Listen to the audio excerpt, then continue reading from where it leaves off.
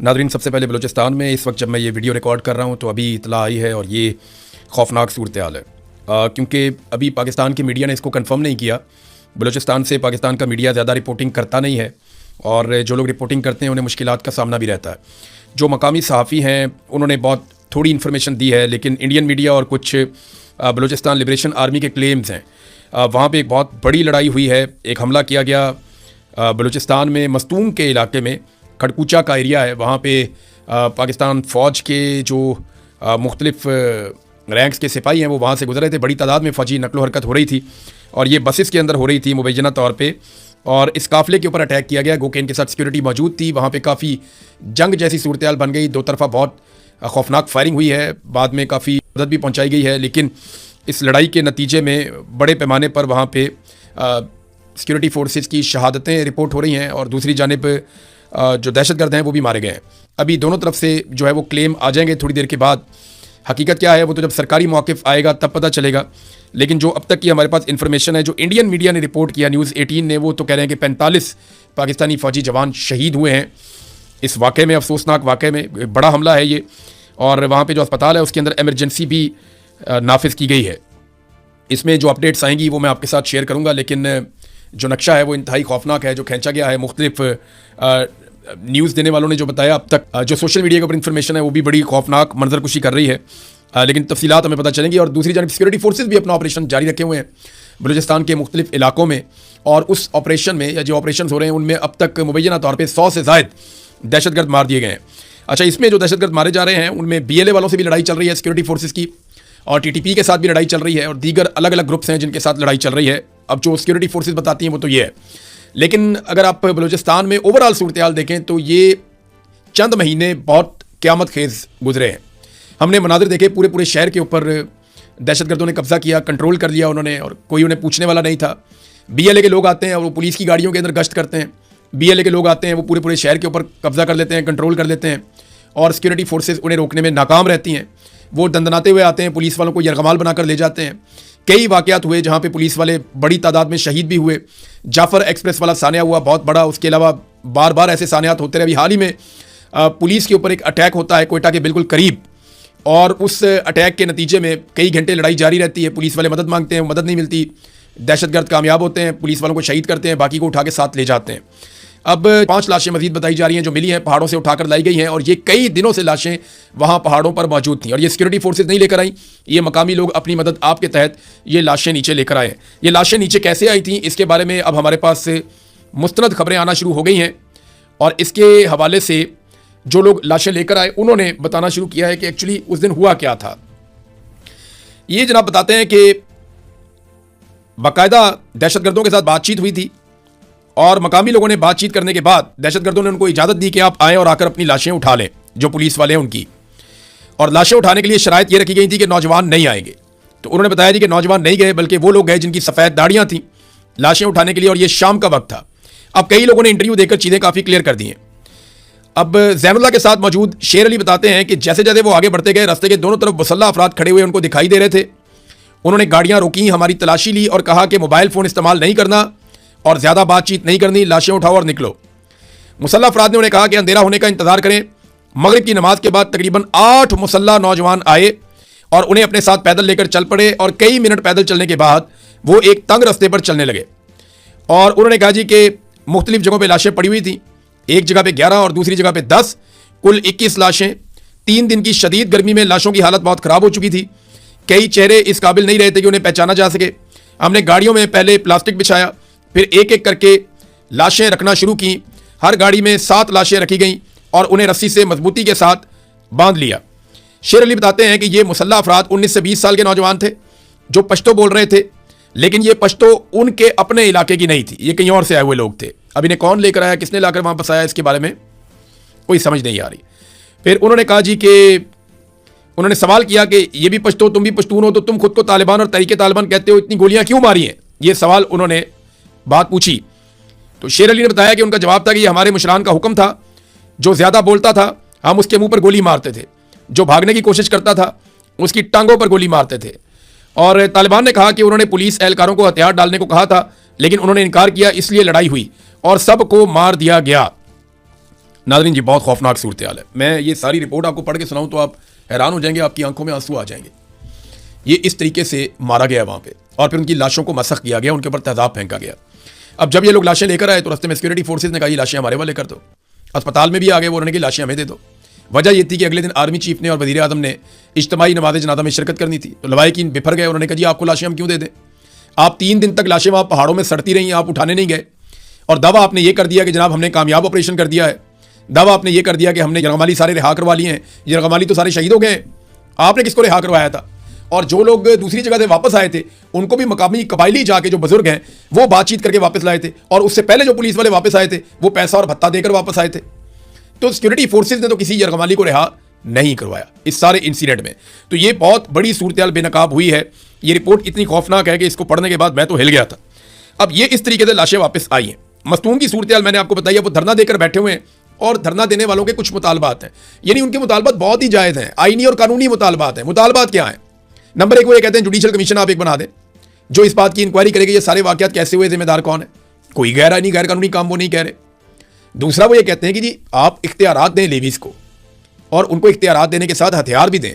अगर आपने हमें सिक्योरिटी फोर्सेज को यहाँ रखना है तो आप हथियार भी हमें दें ना, लश्कर बनाने की बजाय अपने इदारे बनाएं। उनका ये भी मुतालबा बड़ा जायज़ है। तीसरा वो ये कहते हैं कि ये जो 2 नंबरियां सारी यहाँ पे बंद करें, बत्ताखोरी, यहाँ से कोई आता है कोई जत्था आगे मांग लेता है, कोई यहाँ से आता है कोई लेके चला जाता है, कोई लश्कर बना लेता है, कोई कुछ बना लेता है, ये सारी चीज़ें बंद की जाए। इलीगल माइनिंग जितनी भी है वो सारी बंद की जाए। ये सारा पैसे का फड्डा है ना, लड़ाई तो सारी माल की है, मादनियात की है, तो ये सारे मामला अभी बंद किए जाए। उनका ये भी मुतालबा बड़ा जायज़ है और उन्होंने बड़ी अच्छी बातें की हैं। उन्होंने कहा जो गैर कानूनी तौर पर आपने नाके लगाए हुए हैं, या वो जो आपने ये कस्टम्स के इख्तियारात आपने दिए हुए हैं एफसी को, ये इख्तियारात आप ना दें ना, आप चीज़ों को ऑर्गेनाइज करें, कानूनी तरीके के अंदर लेकर आएँ, जो आइन और कानून के मुताबिक कोई मुल्क चलता है उस तरीके से बलूचिस्तान को चलाया जाए। तो उनके बड़े ही जायज़ मुतालबात हैं। मैंने वो चारों मुतालबात पढ़े, मैं हैरान हो रहा था कि इनको मानने में प्रॉब्लम क्या है, लेकिन ये मुतालबात को मानते ही नहीं है, बात सुनते नहीं है। चारों मुतालबात उनके जायज़ हैं और वो 8-9 दिन हो गए हैं वो वहाँ बैठे हुए अपनी लाशें रख के सड़कों के ऊपर। ये आसान नहीं होता। यानी आप एक लम्हे के लिए सोचें ना, किसी का प्यारा शहीद हो गया, किसी का बेटा होगा, किसी का भाई होगा, किसी का शौहर होगा, यानी वो पाकिस्तान के बेटे हैं ना, तो वो कितना मुश्किल है उनके रिश्तेदारों के लिए उनकी लाशों को सड़क पे रख के बैठना। आसान थोड़ी है। लोग तो सपुर्दे खाक करते हैं फौरी तौर पे कि अब अल्लाह ताला ने इसकी जान ले ली है, ये शहीद हो गया है तो इसको अब दफन कर देते हैं। सड़क के ऊपर अपने शहीद की लाश रख के बैठना ये बहुत मुश्किल है, बहुत मुश्किल है। लेकिन रियासत उनसे बात ही नहीं करती। उनके जायज़ मुतालबात हैं, उनके जायज़ मुतालबात भी नहीं सुने जा रहे। क्यों? इंक्वायरी करवाने में क्या प्रॉब्लम है? इंक्वायरी करवाएं ना, जुडिशियल इंक्वायरी करवाएं, आपको पता चल जाएगा 2 महीने में दूध का दूध और पानी का पानी हो जाएगा। वो कौन है जो नहीं चाहता कि दूध का दूध और पानी का पानी हो? वो कौन है जो नहीं चाहता कि बत्ताखोरी बंद हो? वो कौन है जो नहीं चाहता कि जो 2 नंबरी हो रही है, जो लश्कर बनाने की कोशिश की जा रही है और फोर्सेस को कमजोर किया जा रहा है, ये सूरत हाल बंद हो? कौन है जो ये सारा कुछ नहीं चाहता? वो कौन है जो नहीं चाहता कि यहां पे इलीगल माइनिंग बंद हो जाए? यानी ये सारी चीज़ों में कोई तो बेनिफिशियरी है ना जो जायज़ मुतालबात को तस्लीम नहीं कर रहा। तो ये जायज़ मुतालबात मान लेने चाहिए। अब तो यूरोपीय यूनियन भी बोल रहा है। देखिए पाकिस्तान के लिए एक बड़ी प्रॉब्लम क्रिएट हो रही है। मैं काफ़ी अरसे से ये कह रहा हूँ कि पाकिस्तान उन ममालिक में शामिल है। मैंने वो पूरी रिपोर्ट पढ़ी है यूरोपीय यूनियन की, जो GSP+ के स्टेटस के हवाले से उनकी रिपोर्ट आई हुई है। ये मैंने यहाँ पे खोल के भी रखी हुई है, पूरी रिपोर्ट मेरे पास यहाँ पे मौजूद है। अब ये रिपोर्ट कहती क्या है, पहले तो मैं आपको बता दूँ ये रिपोर्ट है क्या। ये द यूरोपीय union special incentive arrangement for sustainable development and good governance GSP+ assessment of the Islamic Republic of Pakistan covering the period 2023 to 2025। अब ये 2023 से 2025 तक की एक रिपोर्ट है GSP+ स्टेटस के हवाले से यूरोपीय यूनियन की।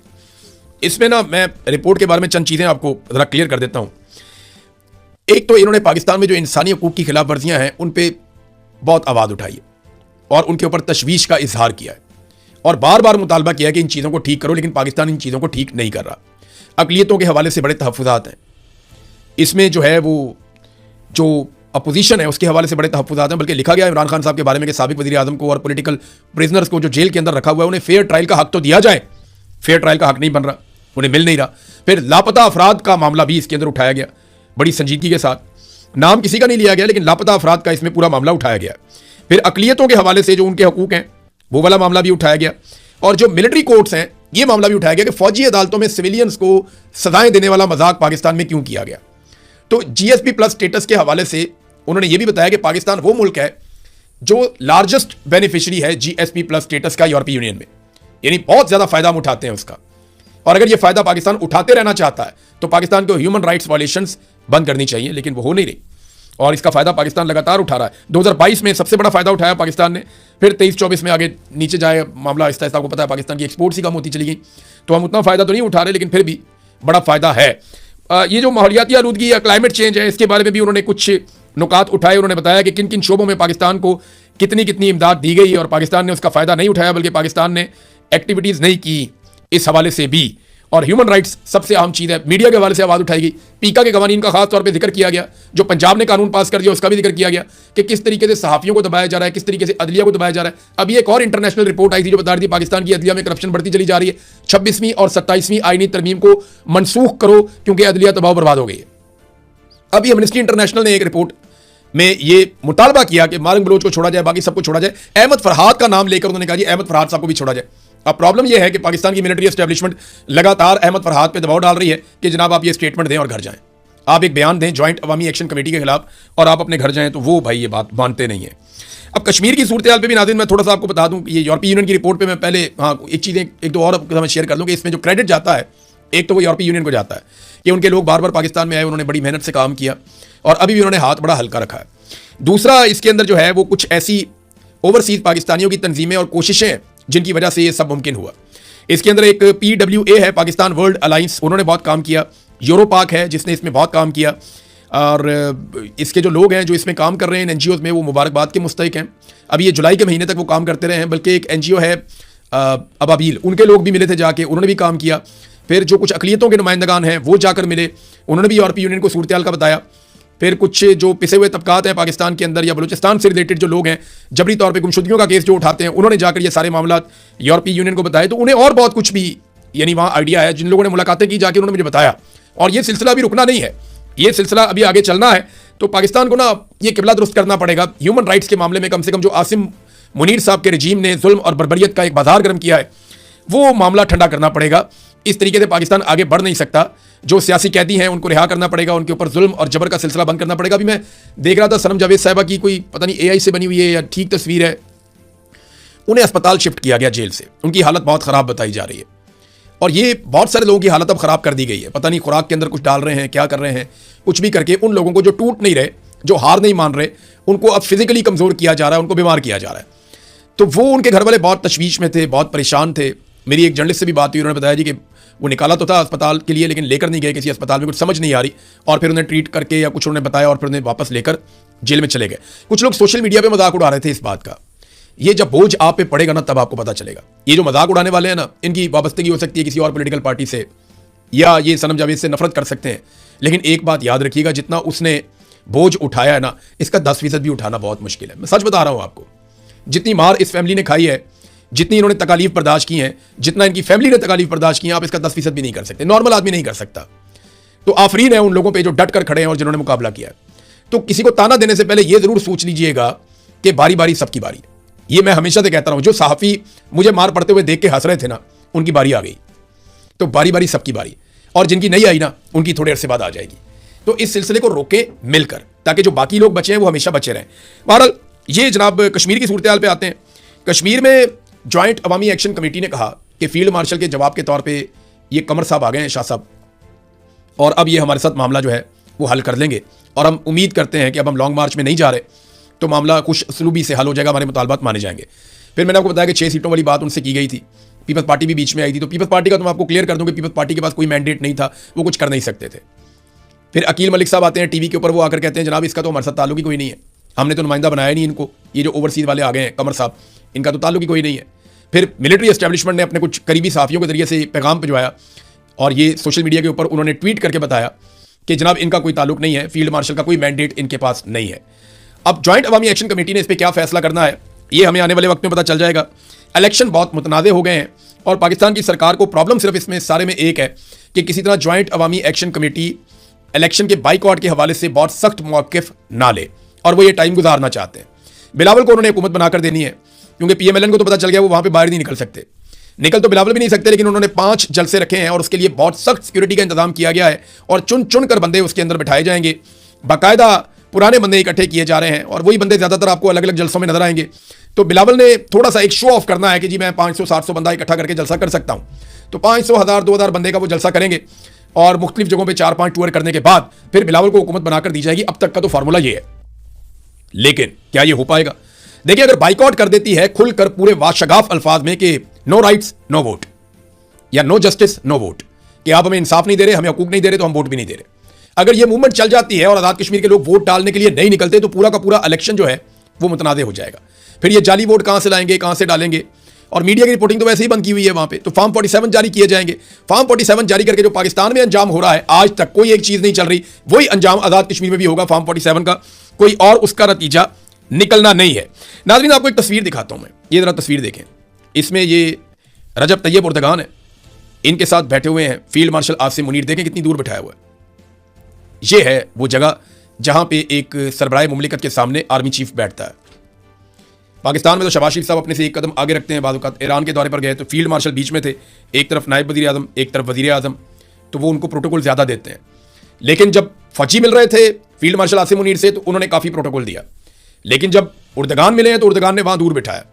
तो कम से कम 2016 में जब फौजी बगावत हुई तुर्की में और फौजी बगावत को कुचल दिया अवामी ताकत के साथ तैयब उर्दगान ने, तो उसके बाद उन्होंने ये ज़रूर सीख लिया कि वर्दी वाले आदमी को कहाँ बिठाना है और जो अवामी मुंतखब नुमाइंदा है उसे कहाँ बिठाना है। मार्क बलोच साहबा ने नाज़रीन अपील दायर कर दी है बलूचिस्तान हाई कोर्ट में अपनी सज़ा के खिलाफ। हम उम्मीद करते हैं कि उन्हें वहाँ पे इंसाफ मिले और उन्हें रिहाई मिल जाए, क्योंकि जब आप बलूचिस्तान में सियासी आवाज़ों को कुचलेंगे, ह्यूमन राइट्स की आवाज़ों को कुचलेंगे, तो फिर बंदूक वाले आगे आएंगे। तो बेहतर ये होता है कि आप नौजवानों को बंदूक के बजाय कलम से या आवाज़ से लड़ना सिखाते हैं और आप इस बात की कदर करते हैं। इसी को पॉलिटिक्स कहते हैं, इसी को कहते हैं कि उम्मीद आपने लोगों की टूटने नहीं देनी। जब आप लोगों की उम्मीद तोड़ देते हैं तो फिर लोग हथियार उठाते हैं। अब ये मैं मनाजिर देख रहा हूँ बलूचिस्तान में, जिस तरीके से एहतजाजी रैलियाँ निकलना शुरू हो गई हैं। सानिया ज़ियारत के खिलाफ बहुत बड़े पैमाने पर बलूचिस्तान में एहतजाजी रैलियाँ निकल रही हैं, और ये एक एहतजाजी रैली के मनाजिर हैं जिसमें हज़ारों लोग पैदल चलते चले जा रहे हैं। इनमें जो है वो फ्रंट के ऊपर खवातीन भी मौजूद हैं, बच्चे भी मौजूद हैं, बुजुर्ग भी मौजूद हैं। बलूचिस्तान जैसे इलाके में, सूबे में, जहाँ आबादी बहुत कम है और बहुत दूर दूर आबादियाँ हैं, वहाँ पर इस तरह की रैलियाँ, इतने ताकत से लोगों का निकलना, ये बहुत बड़ी बात है। और याद रखिएगा, अब ये पश्तून बेल्ट है। इससे पहले बलूच बेल्ट के अंदर बहुत ज़्यादा दहशतगर्दी हो रही थी, आउट ऑफ कंट्रोल चला गया था। अब पश्तून बेल्ट में भी यही हो रहा है। फजलुर रहमान साहब इनकलाबी हुए या नहीं हुए, पाकिस्तान के मीडिया में ये बहस चल रही है। तो मैंने एक सर्वे करवाया पाकिस्तानियों से और मैंने सवाल ये पूछा कि आपके ख्याल में फजलुर रहमान साहब इनकलाबी हो चुके हैं या नहीं हुए। पाकिस्तानी इसके बारे में क्या सोचते हैं? लगभग 10,000 के करीब हमें वोट पड़े हैं। तो 10,000 के करीब वोटों में जो रिजल्ट आया वो मैं आपके सामने रख देता हूँ। 89%, 99% पाकिस्तानी ये समझते हैं कि मौलाना फजलुर रहमान साहब इनकलाबी नहीं हो सकते, जबकि 11% ये कहते हैं कि नहीं, फजलुर रहमान साहब इनकलाबी हो सकते हैं। तो ये फजलुर रहमान साहब के सोचने की बात है। ये उनकी क्रेडिबिलिटी कितनी लूज हो गई है कि अब अगर वो इनकलाबी बनने की कोशिश भी करते हैं तो कोई मानता नहीं है। और उसकी बड़ी वजह यह है कि नदीम मलिक साहब को इंटरव्यू देते हुए मौलाना फजलुर रहमान साहब ने खुद फरमा दिया था कि मैं जर्नैलों के कहने के बाद इस साजिश में शामिल हुआ और मैं रजीम चेंज ऑपरेशन का हिस्सा बना। अब तक के लिए इतने, अपना ख्याल रखिएगा, अपने चैनल का भी